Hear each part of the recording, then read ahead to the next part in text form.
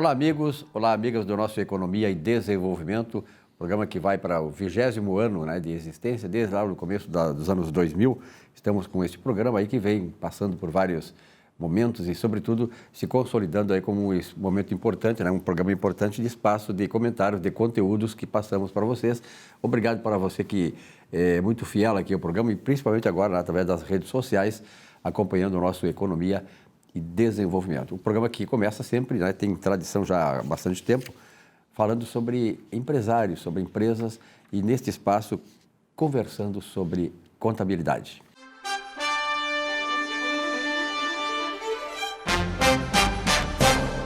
Salésio D'Agostini, e aí, Salésio, obrigado pela tua presença uma vez mais. Nós agradecemos a presença. Salésio, parabéns aí, o espaço realmente, tu sabe muito bem que está tendo uma grande repercussão no meio empresarial, no meio contábil sobretudo, né? Mas também no meio empresarial, pessoas que já têm empresas, aqueles que querem criar empresas que precisam naturalmente, né, desse conhecimento de contabilidade para manter as suas empresas e prosperar as suas empresas, ganhar mercado, enfim, ter eficiência, que é o que todos nós queremos com as nossas empresas. E isso tem acontecido realmente com o programa, ele tem cumprido essa sua finalidade. Tem pergunta aqui, por exemplo, do Celso Macari, de Caxias do Sul, aqui no estado, o Salésio, que é para ti, dizendo o seguinte: professor Salésio D'Agostini, estamos assistindo um embate entre o presidente Bolsonaro e os governadores sobre os aumentos dos combustíveis. O presidente diz que a culpa dos aumentos dos combustíveis é dos governadores que não reduzem o ICMS. Os governadores alegam que o ICMS não teve aumento. Já que o nosso Conselho de Contabilidade não tem se manifestado sobre questões de interesse da sociedade, e aí é verdade, de assuntos contábeis, o senhor, como professor de contabilidade, o que tem a nos dizer sobre isto? Quem está certo, o presidente ou os governadores? Celso Macari, de Caxias do Sul. E aí, professor? Celso, parabéns pela pergunta e parabéns pela observação. Você está absolutamente certo quando diz que o nosso Conselho de Contabilidade é inoperante. Ele não cumpre com a obrigação social de participar dos problemas que assola o nosso Brasil, os problemas que envolvem o patrimônio. Os nossos representantes, que não são representantes, os conselheiros dos conselhos de contabilidade, que deveria defender a profissão contábil, e quando eu digo defender a profissão contábil, nós temos que defender o patrimônio, porque contabilidade é patrimônio, ok? A contabilidade estuda o patrimônio, então todos os assuntos que envolvem o patrimônio e aquilo que é de interesse da sociedade, o Conselho de Contabilidade deveria se manifestar. Quando o Estado diz que está com déficit, o Conselho de Contabilidade tem que verificar que déficit é esse e esclarecer a sociedade. Quando uma empresa diz que tem lucro ou tem prejuízo e essa empresa é uma empresa estatal, o Conselho de Contabilidade tem a obrigação de esclarecer a sociedade sobre esse resultado. Muito bem, o governador e o presidente da República alegam o problema da gasolina. E problema de custo da gasolina é questão patrimonial. E você sabe, como um profissional da contabilidade, como um profissional do patrimônio, que o preço de venda de um bem é composto por custo, mais despesas e mais resultado. Ora, o que é que nós temos que verificar? Como é que forma este preço para verificar se aquilo que está sendo aplicado efetivamente é o valor correto, é o valor justo? E aí nós temos que esclarecer e nós temos que justificar a sociedade. O presidente da República diz: olha, governadores, vocês têm que reduzir o ICMS. O governador diz: não, mas nós não aumentamos, para que reduzir? Claro que eles não aumentaram, porque a alíquota é uma única, a alíquota é 30%. É 30% sobre o quê? Sobre o preço de venda. Onde é que está o problema do Brasil? Onde é que está o problema de tudo isso? Está no Congresso Nacional, no nosso legislador. O legislador é que criam leis que são aplicáveis não para o interesse da economia brasileira, mas são aplicáveis e são executáveis para o interesse dos próprios políticos, para eles terem mais dinheiro, para poder gastarem mais e para deixar o Estado na miséria como está acontecendo. E quando eu digo Estado, não é só Rio Grande do Sul, não, é Estado como o Brasil.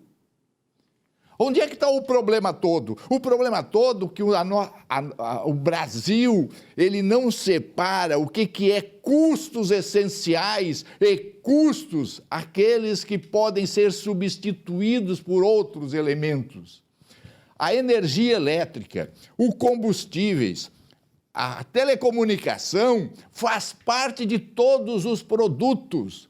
Qualquer elemento que é aumentado nesses componentes, obrigatoriamente, ou você reduz a sua despesa, ou você reduz o seu resultado, ou senão tem que repassar para o preço de venda. Agora vejam só, o que é que a lei diz? A lei diz que a tributação, os tributos, recai sobre a receita bruta, sobre o preço de venda. Então, se eu aumentar qualquer elemento que forma o meu preço de venda, obrigatoriamente eu vou pagar tributo sobre esse elemento que foi aumentado. Entendem? Então, o que é que nós precisamos fazer? Fazer com que a base de cálculo desses elementos básicos e necessários que formam o custo de todos os produtos, energia,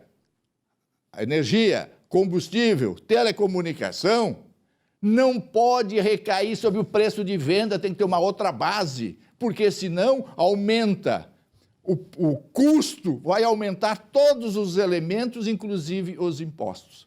E outra coisa, o maior problema ainda do Brasil é que a legislação estabelece que para esses 3 elementos que são essenciais para a formação de qualquer produto, o regime aplicado de tributação é o monofásico.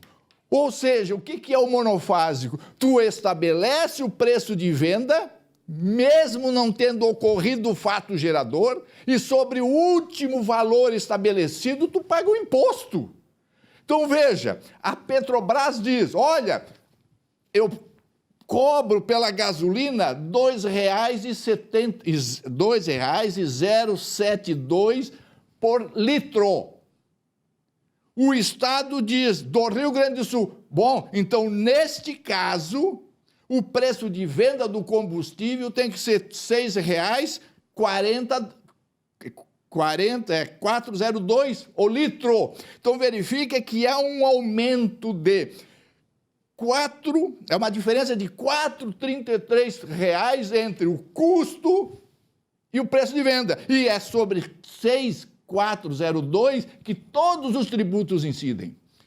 Olha só, 2,072.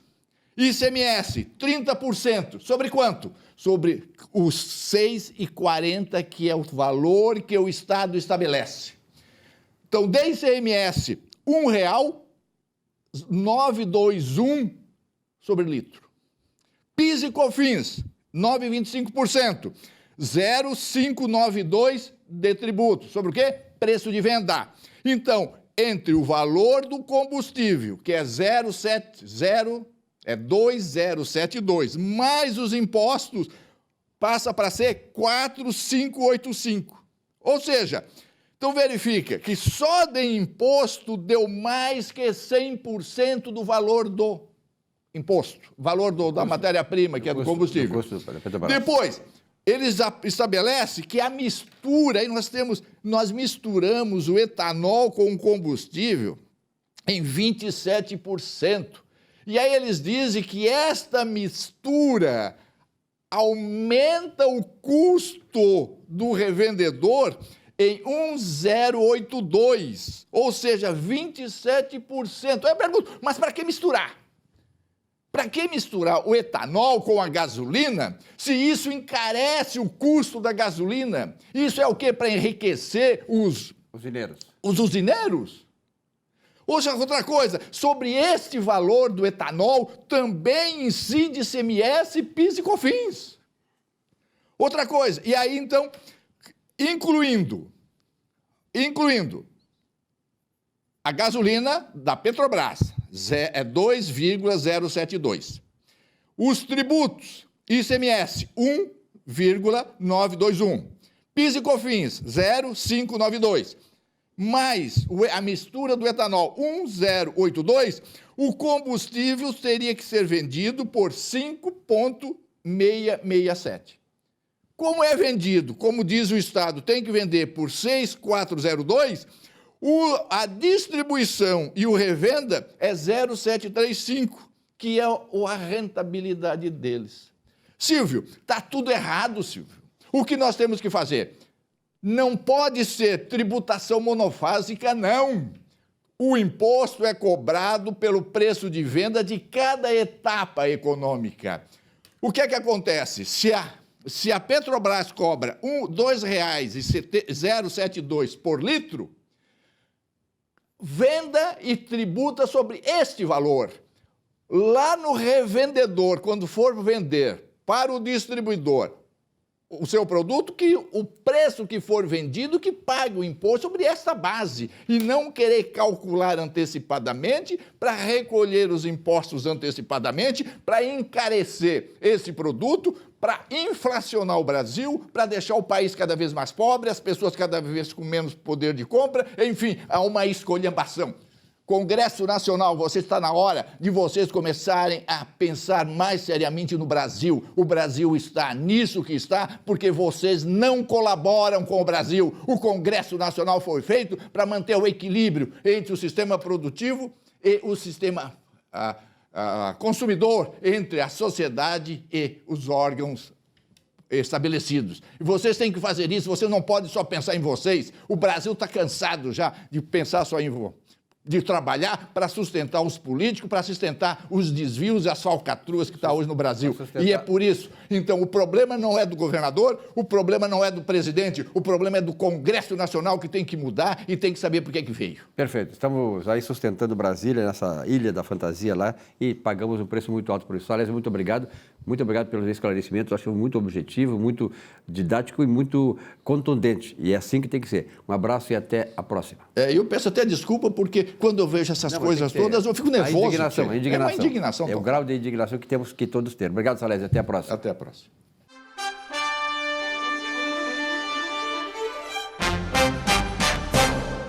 Olá, todos queremos vencer na vida. Nem todos, porém, alcançam esta meta. E a maioria dos que ficam pelo caminho tem uma explicação para isso: falta de compromisso. Isso mesmo. Quando elegemos uma meta, um objetivo na vida, temos de assumir um compromisso com ela. E, claro, com as estratégias e ações necessárias para alcançá-la. Quem não assume esse compromisso, com certeza vai sucumbir. Assumir compromisso é entregar-se, não ver no obstáculo um problema sem solução. É justamente o contrário. Ver no problema uma oportunidade de encontrar soluções criativas. Quem assim procede abre uma gama enorme de oportunidades para enfrentar os mais difíceis e intrincados problemas. Não haverá Golias que o segure. Boa semana.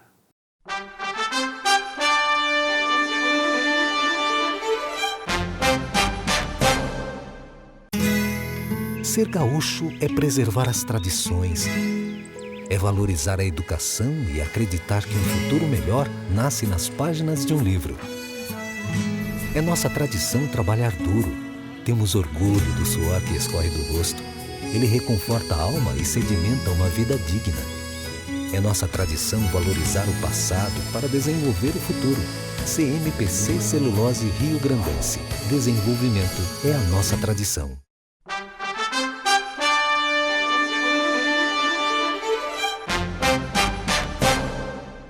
Bom, e nesse espaço do nosso Economia e Desenvolvimento, estamos recebendo aqui o Arthur Costa, que é gerente de expansão da área governamental da Russell Bedford, empresa tradicional desse ramo de assessoria empresarial, consultoria, e que, de certa maneira, ao longo desta história da Russell, ela estabeleceu assim, as bases de crescimento, desenvolvimento e prosperidade de milhares de empresas que são associadas a ela e que usufruem desse conteúdo, né, desta orientação que a Russell Bedford passa, para acabar se consolidando, ganhando mercado, enfim, tendo a prosperidade absoluta no mercado brasileiro e fora do Brasil também.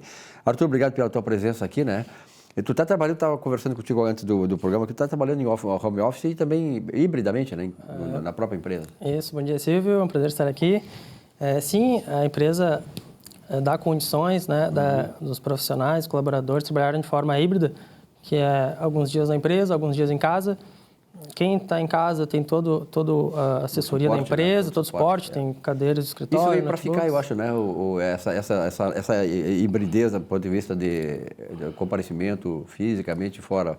Com certeza, eu acho que é bom para os dois lados, né? O profissional que não tem aquele trânsito diário, né? Pode ficar perto de casa, tu tem um tempo mais para fazer suas atividades, né? E para a empresa, a questão de despesas, custos, né? Tu não precisa ter um escritório tão grande hoje em dia para te ter muitos colaboradores. Eu acho que ajuda tudo, né? A própria pandemia trouxe, na verdade, essa outra forma, né?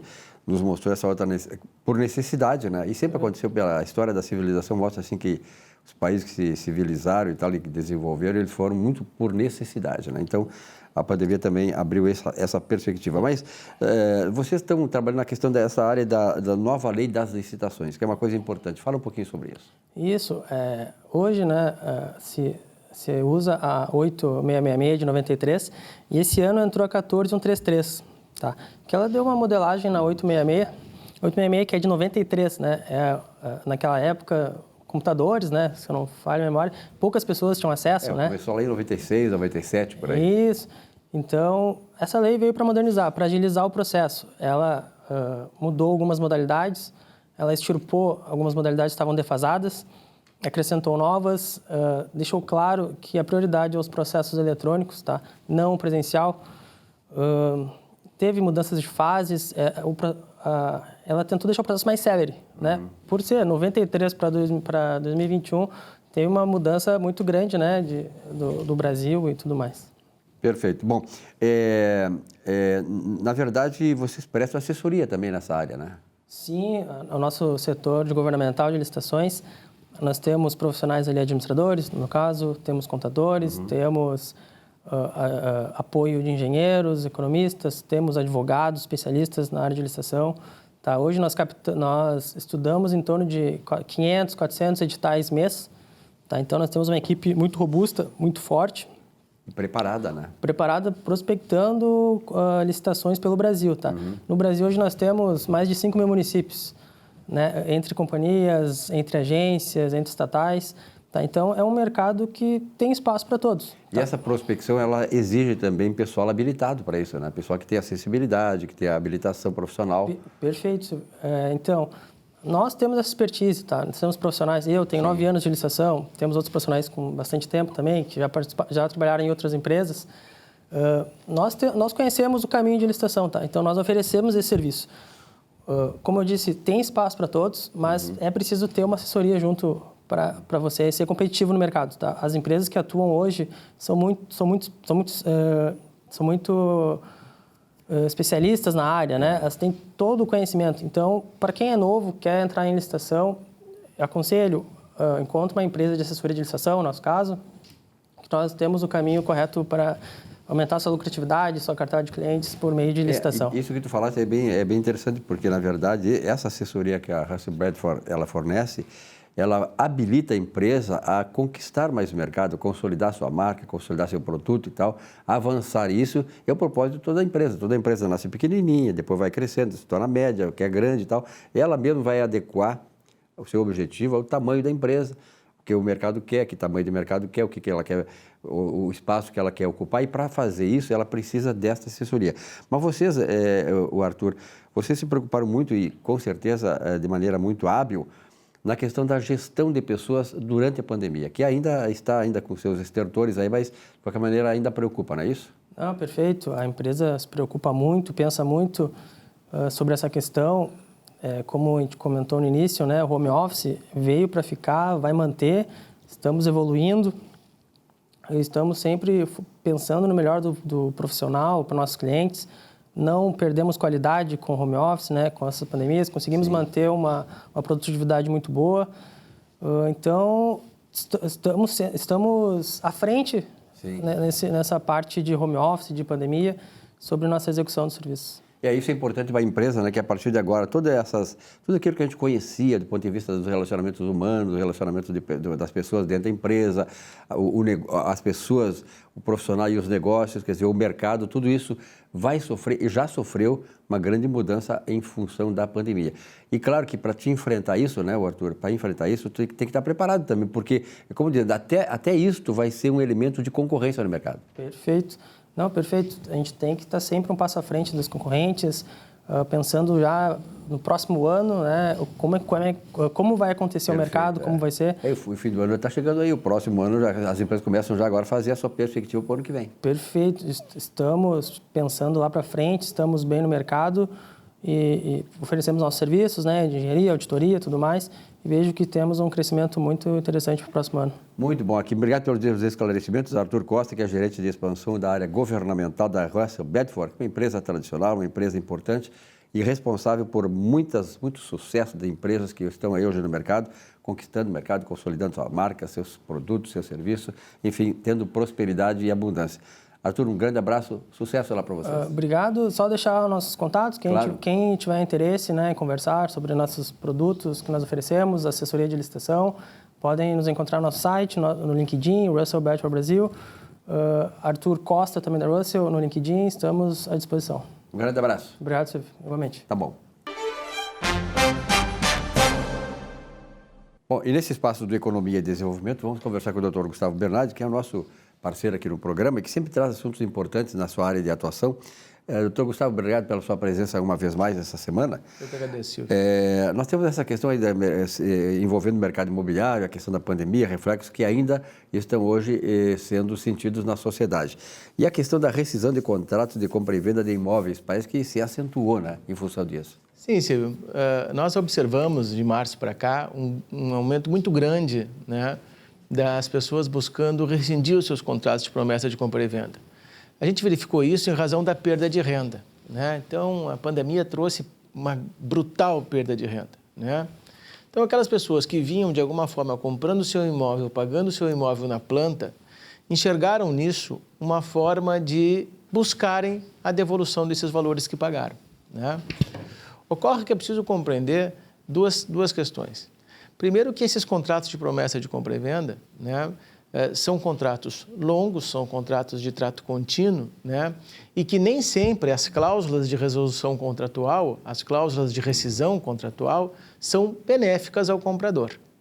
Então, o que a gente tem orientado os nossos clientes, as pessoas que nos procuram, é ter ponderação. Verificar realmente qual é a real necessidade de tomar essa decisão, e uma vez tomada essa decisão, buscar o auxílio para fazer a melhor negociação possível. Nós tivemos uma alteração recente na legislação desse tipo de contrato, em que impõe ao promitente comprador, quando a rescisão é motivada por quem está comprando, a perda de 50% daquilo que pagou. É uma quantia considerável, porque a gente tem que imaginar que esses contratos são contratos de valores mais altos, são contratos de valores que representam um imóvel, né? Mas uma coisa que nos chamou a atenção, Silvio, é a busca das incorporadoras, das construtoras, em criarem dentro do seu organograma, né, canais de negociação. Uhum.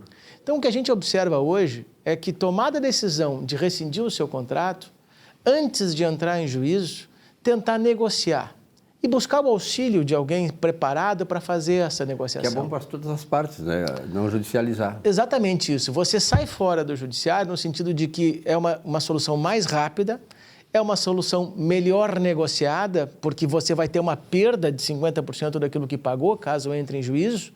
E há uma questão mais importante aqui, Silvia. A gente teve um acréscimo muito grande no valor dos imóveis de março para cá. Então, muitas vezes, o Silvio quer rescindir o seu contrato e a construtora quer que tu rescinda, porque ela vai revender este imóvel por um preço maior do que já te vendeu. Tinha prometido vender. E isso é um trunfo na mão do comprador. Né? O comprador tem que entender que ele tem que buscar condições melhores para negociar, porque a simples ida ao judiciário para buscar uma rescisão contratual não nos parece hoje a melhor solução, embora ela seja viável. Em alguns casos, seja a única solução viável porque a outra parte não compreende. Mas o recado que eu quero dar aqui é o seguinte: se você está pensando em rescindir o seu contrato de imóvel, primeiro procure negociar, procure uma solução ponderada, procure encontrar lá na construtora, lá na incorporadora, um diálogo.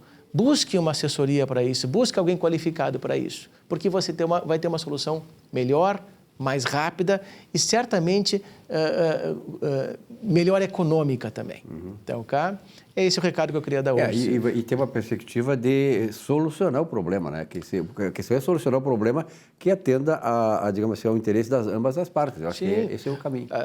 Te dar um dado, ontem nós estávamos envolvidos num evento para negociar em bloco uma construção que foi descontinuada numa cidade do interior de Porto Alegre, do Rio Grande do Sul, né? E de 101 unidades, nós conseguimos resolver 89. Puxa vida. Num único dia, né? Então, há soluções fora do judiciário, há soluções negociadas e a gente tem percebido hoje que as soluções negociadas têm sido ainda melhores do que aquelas soluções que têm sido alcançadas no judiciário. Perfeito. Essa taxa digamos, de solução, né, como é que chama? Tem um termo que eu não estou... É uma resolução extrajudicial do contrato. Mas uma taxa de vitória, digamos assim, né? De sucesso? Alta, né? De sucesso. Altíssima. Nem nós esperávamos isso ontem. É isso que eu quero dizer, uma taxa de sucesso muito elevada. E realmente, o que mostra que a solução é por esse caminho aí. Sim, certamente. Né?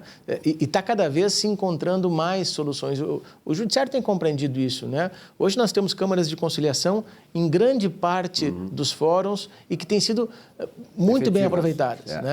A pandemia nos trouxe isso também, claro, né? A tentativa de solucionar as coisas de forma mais rápida. Então, Gustavo Bernardo, obrigado pela sua presença, uma boa semana. Eu que agradeço, Silvio. Até semana que vem. Até semana que vem. Um rápido intervalo, já voltamos com o nosso Economia e Desenvolvimento. Até já.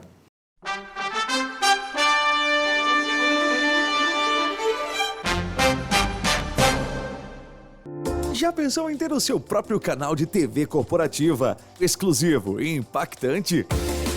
Somos a solução para empresas que desejam modernizar seus processos de comunicação. Solução Mídia Digital, transformando a forma como você se comunica.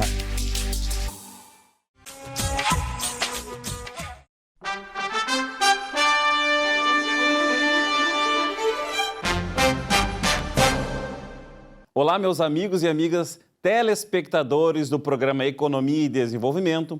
No quadro Falando sobre seus direitos, hoje gostaria de tratar sobre a recente decisão do Supremo Tribunal Federal, o STF, sobre os honorários de sucumbência para os beneficiários da gratuidade da Justiça. Foi julgado pelo STF a ação direta de inconstitucionalidade, a ADI 5766.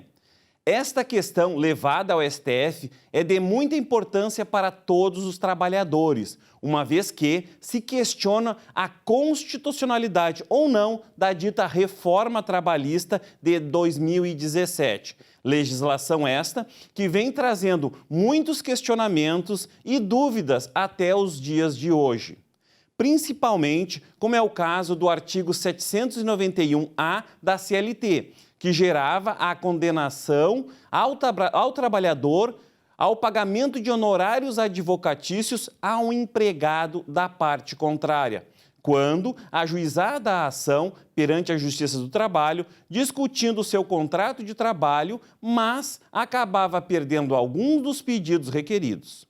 Acontece que este artigo, sem dúvida, trazia de forma direta ou indireta insegurança para aquele trabalhador que, mesmo tendo seu direito violado por medo de perder e ser condenado, deixava de procurar o Poder Judiciário para discutir o seu contrato de trabalho, por receio de ter que pagar pela Justiça.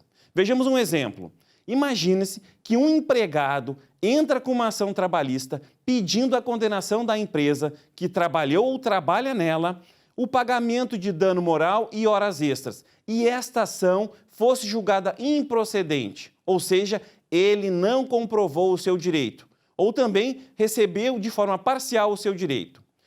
Nestes casos, teria ele que pagar os honorários de sucumbência.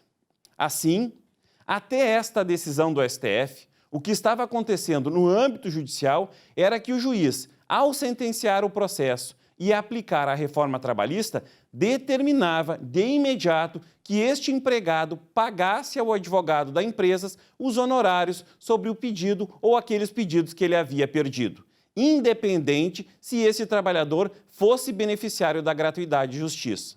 Pois bem, a partir da decisão do STF, foi julgado a inconstitucionalidade desta cobrança imediata dos honorários advocatícios do empregado que perdeu a ação ou algum dos pedidos. Agora, passou-se a exigir uma análise objetiva do caso em concreto. Assim sendo, a partir de agora, o julgamento, o juiz terá que avaliar em cada caso se o trabalhador deixou de ter direito ao benefício da gratuidade de justiça ou não, para aplicar a cobrança ou não desses honorários. No entanto, o que se está vendo no âmbito acadêmico e jurídico sobre este tema é uma posição crítica dessa decisão do STF, sob a alegação de que isso abre as portas do judiciário para se pedir tudo e qualquer sem fundamento algum. Entretanto, esta não é a realidade que se vê no dia a dia, uma vez que, na maior parte dos casos levados à Justiça do Trabalho, o empregado tem o seu pedido analisado e confirmando o seu direito. Prova disso é que somente no ano de 2020, aqui na Justiça do Trabalho Gaúcha, de todas as ações ajuizadas nesse período, somente 11% desses processos foram julgados improcedentes, ou seja, em desfavor ao trabalhador, demonstrando que, na verdade, não é porque a lei é mais branda ou severa com estes empregados, mas sim porque, na maior parte dos casos, realmente aquela empresa não observou todos os direitos ou alguns dos direitos, por falta de assistência jurídica adequada, ou seja, porque simplesmente não conseguiu financeiramente garantir todos os direitos de seus empregados. Assim, receber a informação profissional qualificada pode evitar que o empregador venha a sofrer uma ação trabalhista na qual tenha que arcar com o pagamento de valores muito maiores do que aqueles que pagaria caso tivesse agido corretamente desde o início. Por fim, eu agradeço a audiência, desejo uma boa semana a todos e até o próximo programa. Bom, agora nós estamos de volta aqui com o Salésio D'Agostin. Ele teve lá o espaço de conversando sobre contabilidade, que é o espaço tradicional dele, mas, excepcionalmente, nesta período do ano, nós vamos ter eleições do Conselho Regional de Contabilidade do Estado do Rio Grande do Sul. E o Salésio, ele lidera a chapa 2, em oposição à atual diretoria, né, do Conselho Regional de Contabilidade. Salésio, como é que está a campanha? Está indo bem, graças a Deus, bastante adesões e é isso, colegas. Nós precisamos mudar e para mudar, nós temos que mudar os nossos conselheiros lá no CRC para estabelecer uma nova dinâmica de ações para valorizar a contabilidade, para valorizar o profissional. Nós sabemos que eleição é uma coisa muito difícil, muito complicada de fazer uma projeção, uma previsão, ver como é que está a coisa.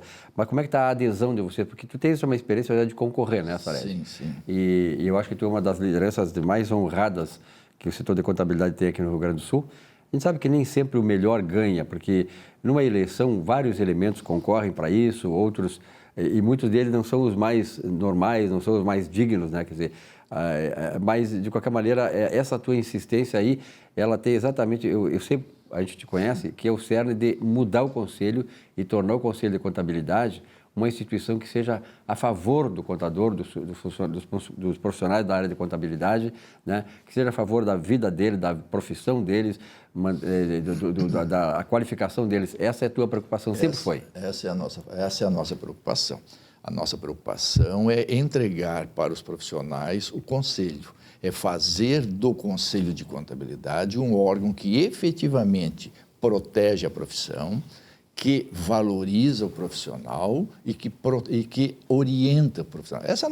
Esse é o nosso objetivo. Mas o que me preocupou muito, Silvio Santos, Silvio Lopes. O Santos só não tem o dinheiro que eu tenho, mas enfim, né? Tem o mesmo nome. Tá certo. Não, mas o que me preocupa muito é o uso do Conselho de Contabilidade para interesses de grupo e de pessoas. Isso me preocupa muito. Nós temos lutado e temos dito aos nossos colegas que o valor da anuidade está muito cara.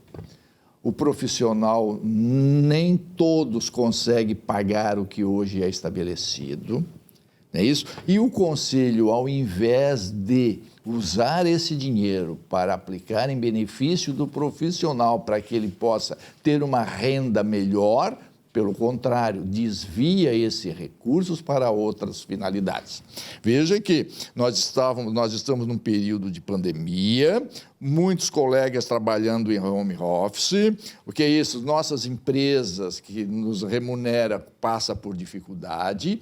Todo o reflexo da crise econômica brasileira é refletida no profissional. O profissional reduz o seu ganho, não é isso? E o que é que o Conselho faz? Ao invés de reduzir o valor da mensalidade, o valor da anuidade, não é isso? Já que eles têm muito dinheiro, eles arrecadam demais e não fazem quase nada para a nossa profissão, ao invés de reduzir, ainda aumenta. Então, eles pensam neles. Veja que agora, nós estamos, na semana que passou, foi realizada a 34ª Conferência Interamericana de Contabilidade e a 18ª Convenção de Contabilidade. Muito bem. Ok, isso é muito interessante, eu acho que é importante quando tu usa as conferências interamericanas, quando usa as convenções, para discutir assuntos técnicos, para discutir assuntos de interesse da profissão, para aplicar conhecimentos para a melhoria do campo da atividade. Só porque não é isso que acontece. Você sabe, em primeiro lugar, quem é a presidente, né, da Associação Interamericana de Contabilidade? Quem é? A Maria Clara Bugarin. Quem é a Maria Clara Bugarin? Esposa do Martônio. Quem são essas pessoas? Essas pessoas são ex-presidentes do Conselho Federal de Contabilidade. O que é que eles fizeram? Veja só. A Maria Clara Bugarin, ela é presidente e ela foi eleita no dia 22 de outubro de 2019. Só porque antes das eleições, no dia, só para vocês terem uma ideia, para onde vai o nosso dinheiro? É um escândalo. Aqui, ó, documento. No dia 19 de outubro de 2019, o Conselho Federal de Contabilidade firmou um contrato com a Associação Interamericana de Contabilidade, comprometendo a pagar a essa instituição, no mínimo, $150 mil. Sabe para quê? Para que seja usado agora o nome dessa associação, dizendo que vai ser realizada a Conferência Interamericana aqui. Ou seja, eles, como realizadores desta conferência, ao invés de pagar para montar, já que nós estamos fazendo propaganda para eles, não, nós vamos pagar no mínimo $150 mil. Sabe quanto isso representa? R$900 mil. Sabe o que é isso? É o dinheiro seu. Está aqui o documento. Bom, então no dia 19 de outubro, assina este contrato a dona Maria Clara Bugarin se elege presidente dessa instituição, sabe quando? No dia 22 de outubro, 3 dias depois. Meus amigos, isso aí é um escândalo. Isso é dinheiro para eles poderem viajar, para eles poderem usar de mordomias. E sabe quem é que paga tudo isso? É você. Você paga isso.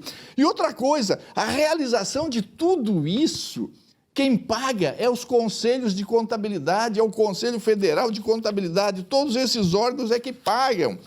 Vejam que o Conselho Federal de Contabilidade repassou ao Conselho Regional aqui R$200 mil como colaboração para realizar a Convenção de Contabilidade. 200 mil.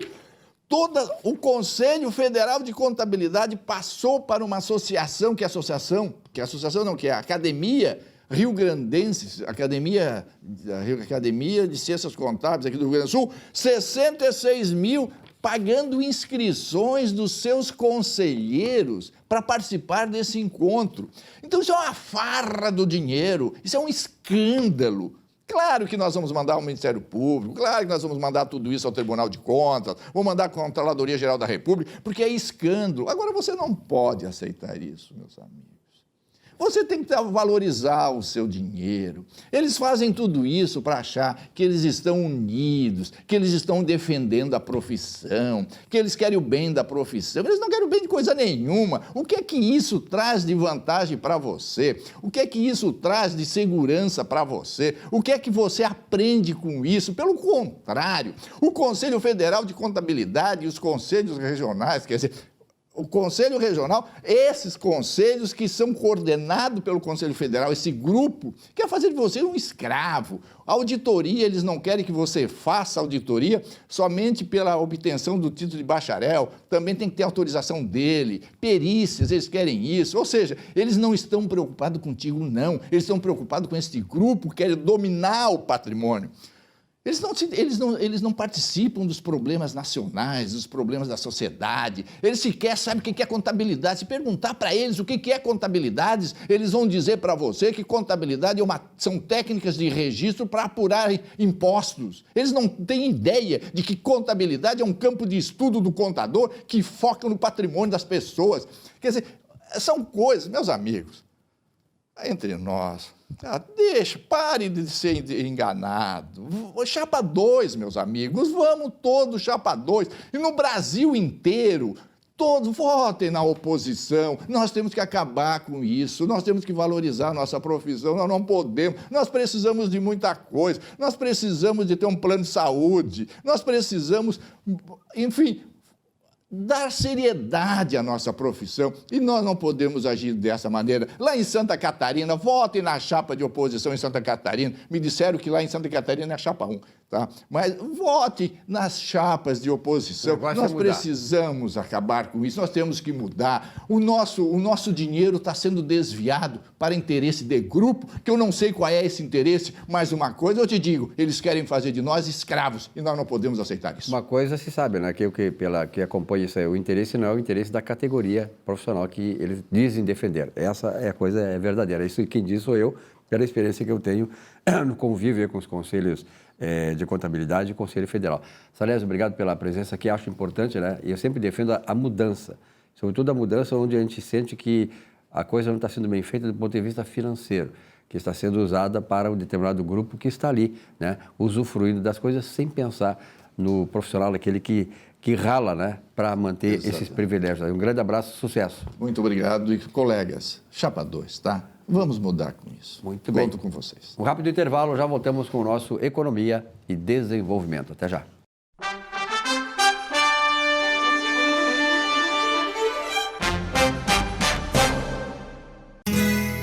Ser gaúcho é preservar as tradições, é valorizar a educação e acreditar que um futuro melhor nasce nas páginas de um livro. É nossa tradição trabalhar duro. Temos orgulho do suor que escorre do rosto. Ele reconforta a alma e sedimenta uma vida digna. É nossa tradição valorizar o passado para desenvolver o futuro. CMPC Celulose Rio Grandense. Desenvolvimento é a nossa tradição. Já pensou em ter o seu próprio canal de TV corporativa, exclusivo e impactante? Somos a solução para empresas que desejam modernizar seus processos de comunicação. Solução Mídia Digital, transformando a forma como você se comunica.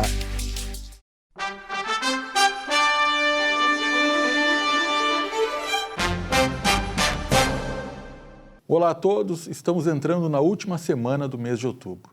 E é notório que a economia não vai bem. E nem poderia, depois de quase 2 anos de pandemia, intensas mudanças e ainda um período de estagnação mundial. Indubitavelmente, nós estamos com um problema de inflação, escassez e alta de preço das matérias-primas.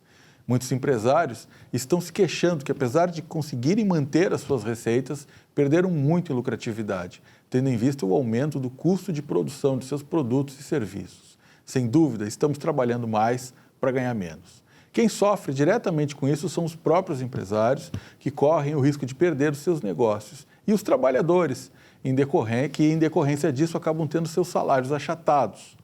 Sobre o que vem por aí em 2022, eleições e muitos ajustes no mercado. Com a pandemia sob controle, teremos uma nova realidade. Vem por aí mais mudanças, um misto em que era 2019, o que foi 2020 e 2021. É sabido que nada vai voltar a ser como era antes e nada vai ficar como está agora.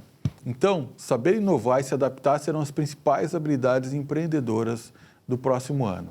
Eu gosto muito da frase do Marshall Goldsmith: o que o trouxe até aqui não será o que o levará adiante, que se transformou em um livro e é um dos grandes desafios da liderança atual.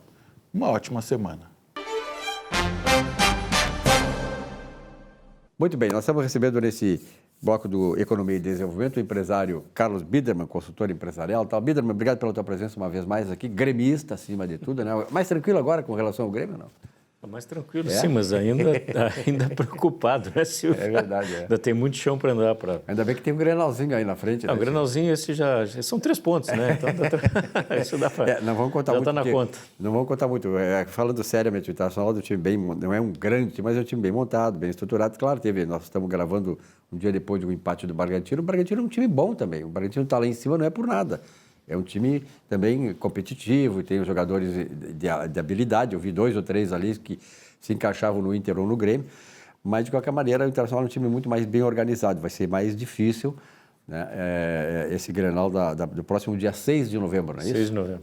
Bom, Biderman, o nosso assunto aqui é economia e também desenvolvimento, claro que é o título do programa, e nós temos aí a pandemia ainda não terminou, tá? Graças a Deus já os estertores delas estão por aí, né? A mais a flexibilização e tal, mas também o reflexo do que aconteceu durante o ano passado e este ano foi pobreza, miséria, a gente pegando comida na rua, que não é culpa do atual governo federal, é bom que se diga isso, que a única autoridade que no ano passado disse cuidem da economia porque vai dar problema lá e está dando agora. Bom, esse auxílio emergencial do presidente Bolsonaro é fundamental, né? Bom, Silvio, esse é um tema complexo, né? Já Milton Friedman, lá nos anos 70, defendia como uma solução, não vamos dizer solução, mas um instrumento para a redução da pobreza, o imposto de renda negativo. Isso nada mais é do que o imposto de renda negativo, né? Que foi uma coisa, desculpa te interromper, foi uma coisa que foi adotada quando John Kennedy morreu em 63, casualmente em 23 de outubro, de 1963, assumiu Lyndon Johnson. E ele criou, tu sabe muito bem, ele criou um programa chamado Grande Sociedade. 23 de novembro de 63. Hã? 23 de novembro de 63. Foi em novembro, foi em novembro de 63. Ele criou o Lyndon Johnson, que substituiu o John Kennedy, um programa chamado Grande Sociedade, que era o imposto de renda negativo defendido por Milton Friedman. Exatamente. Então, vamos dizer assim, nós como liberais não podemos condenar esse modelo, vamos dizer assim, como um instrumento de redução de pobreza, desde que seja temporário, com muito critério, com muita cautela, né? Isso aconteceu agora na pandemia, já vinha acontecendo, enfim, essa contribuição para as famílias de baixa renda e foi um instrumento, vamos dizer assim, encontrado para, enfim, enfrentar a pandemia de uma forma mais adequada. Isso foi um instrumento importante porque permitiu que as famílias pudessem, enfim, adquirir aqueles mínimos gêneros alimentícios, enfim, que são indispensáveis para a sua subsistência. A continuidade desse processo é um pouco discutível, né, Silvio? Agora, o que não pode se aceitar é a quebra do limite de gastos, né, o teto de gastos. Acho que isso não. O governo já gastou demais. Isso é uma crítica que eu faço, enfim, a todas as pessoas que pediam que acontecesse essa contribuição, esse auxílio lá o ano passado para as famílias de baixa renda. Era óbvio que isso ia resultar em inflação. Isso é conta de 1 mais 1 é igual a 2, tá certo? Então, Agora, vamos dizer assim, com a inflação, o governo é culpado pela inflação. Quer dizer, ele era culpado por não dar, deu, e obviamente que daria inflação, agora é culpado pela inflação. Então é culpado sempre, né? Então a condenação é a única coisa certa que tem nesse país, é a condenação de quem está lá, especialmente do governo atual. Então a minha crítica é justamente a quebra do teto de gastos, porque evidentemente a situação do país é crítica, vamos dizer assim, em termos de aumento de despesas, isso deveria ser observado. Então, acho que isso deveria ser limitado à possibilidade, ao orçamento que está lá, né? Uma situação também que me parece totalmente contraditória, Silvio, é, vamos dizer assim, o apoio generalizado que vem sendo dado à contribuição essa estabelecida pelo governo estadual, né? Aqueles que criticam a contribuição dada pelo governo federal, chamando de eleitoreira, populista, sei lá mais o que, deveriam usar os mesmos termos para, vamos dizer assim, analisar a contribuição que está sendo dada pelo governo estadual, porque a situação do governo estadual também é crítica, né? Não melhorou nesse período. Aliás, só não é pior porque o governo federal injetou bilhões de reais no ano passado. É exatamente o que eu ia dizer, injetou bilhões de reais, que um dia vai ter que ser pago, tá certo?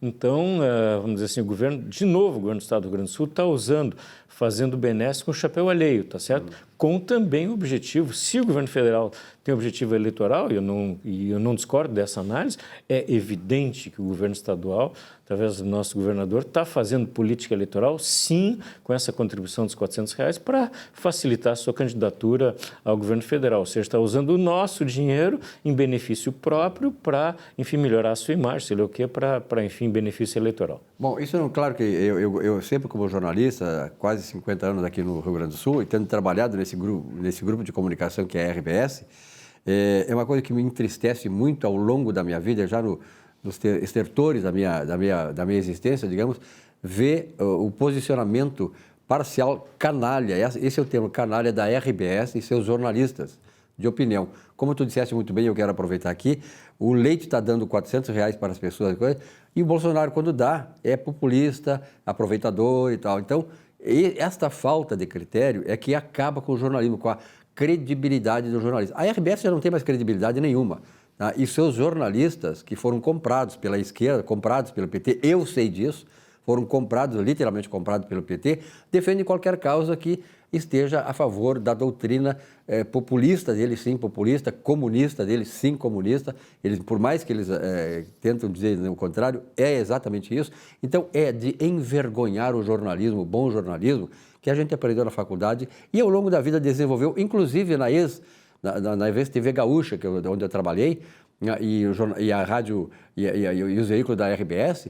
Então, esses veículos hoje servem exatamente para quê? Para fazer política partidária, fazer doutrinação. Então, lamentavelmente, o jornalismo aqui no Rio Grande do Sul acabou por causa dessas pessoas, por causa da RBS patrocinando esse tipo canalha de jornalismo. Mas, fecha parêntese, Biderman, nós temos aí, claro, grandes desafios até o final do ano, né?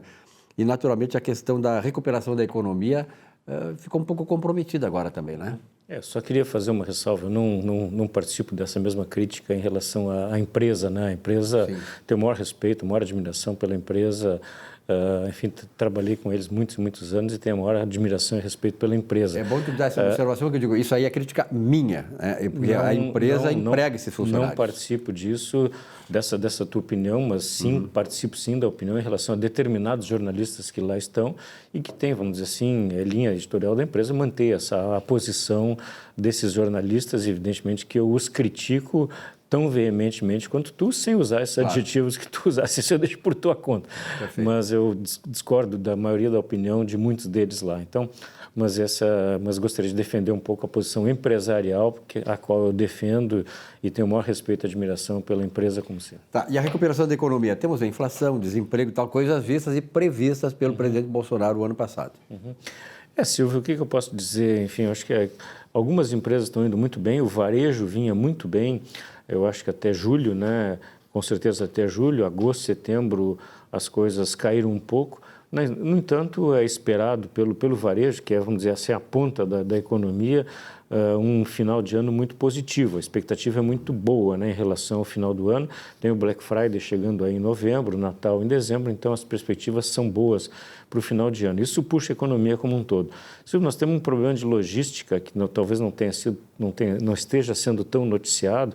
Vamos dizer, as empresas estão com muita dificuldade, os produtos importados estão com muita dificuldade de chegar no mundo inteiro, em função da retomada da economia pós-pandemia, Então, navios em alguns portos brasileiros levam mais de 50 dias para poder, enfim, desembarcar os seus produtos. Isso é custo, isso é demora, enfim. Por causa dos protocolos, né? Não só os protocolos, é que a demanda ficou muito grande. Os custos dos contêineres subiram 10 vezes.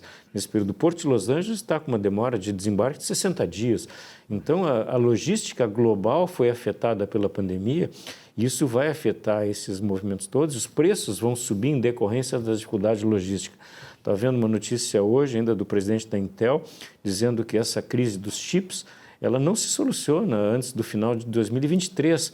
Então, produtos que levam chips, praticamente todos os produtos hoje levam chips, até muitas vezes produtos tecidos, vestuário, às vezes tem chip para controlar, enfim, saída de loja, chegada de loja. Então, poxa, celulares, automóveis, um automóvel leva mais de 1000 chips.